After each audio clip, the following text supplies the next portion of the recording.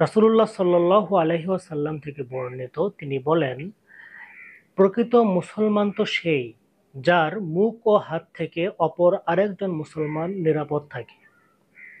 রাসূল করিম সাল্লাল্লাহু আলাইহি ওয়াসাল্লাম অন্যত্র বলেছেন, যে ব্যক্তি নিজের চোয়ালের মধ্যবর্তী স্থল এবং দুই উরুর মধ্যবর্তী স্থল অর্থাৎ জিহ্বা ও লজ্জাস্থানকে হেফাজত করবে, আমি রাসূল সাল্লাল্লাহু আলাইহি ওয়াসাল্লাম তার জান্নাতের জিম্মাদার হব।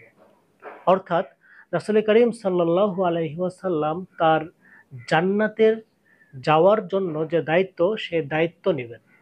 সুতরাং আসুন একজন মুসলমান হিসেবে, একজন মুমিন ব্যক্তি হিসেবে এই আমলগুলো করার আমরা চেষ্টা করি।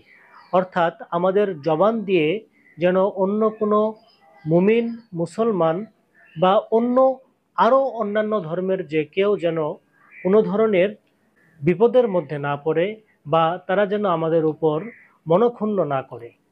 আর আমরা যেন আমাদের হাত দিয়ে অন্য কাউকে আঘাত না করি এবং নিজের লজ্জাস্থানের হেফাজত করি। আল্লাহ রাব্বুল আলামিন মহাগ্রন্থ আল কোরআনের মধ্যে বলেছেন, লা তাকরাবুজ জিনা, তোমরা জেনার ধারের কাছেও যেও না। সুতরাং আসুন আমরা নিজেদেরকে একজন জান্নাত উপযোগী মানুষ হিসেবে গড়ে তোলার জন্য এই ছোট ছোট আমলগুলো দিয়েই শুরু করি নিজের পরিবর্তন।